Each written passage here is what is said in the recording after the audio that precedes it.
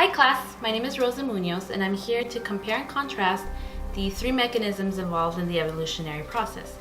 So evolution is the theory that explains how the complex diversity of all life came to progress here on Earth.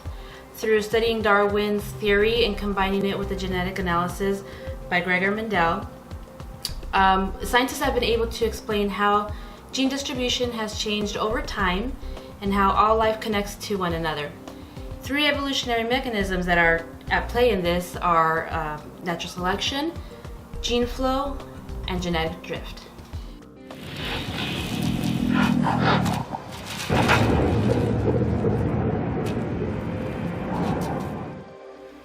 Natural selection deals with advantageous traits and how the alleles in those genes increase within the population due to a higher rate of survival and reproduction.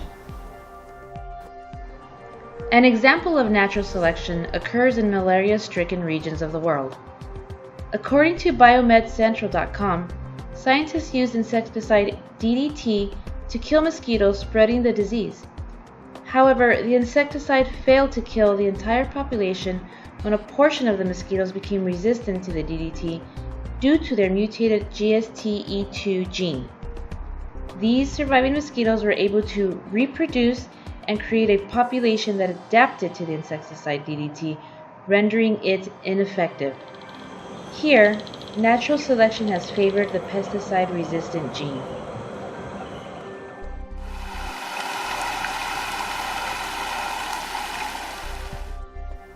Our next mechanism, gene flow, deals with the movement of individuals and the genetic makeup that they carry from one population to another. My own genetic material is an example of gene flow when my European ancestors came into contact with my Native American ancestors. The natives were a smaller and more isolated population until the Europeans conquered the lands and procreated with the natives. The offspring of this union, me, now carries mixed alleles of European and native genes, resulting in gene flow.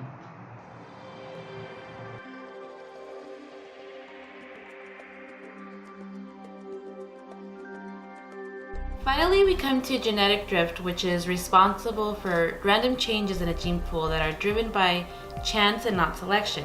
The two main types are called the founder effect and the bottleneck effect. The founder effect is when a small group leaves a larger population, taking with them varying gene frequencies. The Galapagos Islands that were founded by Darwin are a prime example of the founder effect. The finches living there represent several species of finch that resemble a mainland finch, with modifications.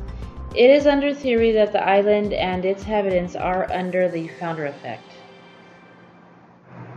Bottleneck effect includes random reduction in populations changing the gene pool. In the 1890s, the northern elephant seals were hunted and their populations went down to 20. They're back up to 30,000, but with less genetic variation in comparison to southern seals who were less hunted.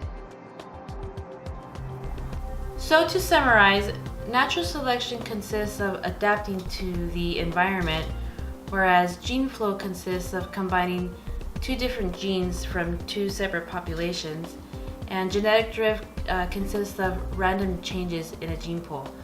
All three are different forms of evolution, but all three are forms of evolution. And the world as we know it wouldn't be as it is today if it weren't for the three mechanisms of evolution. I hope you enjoyed my crash course. Thank you for watching.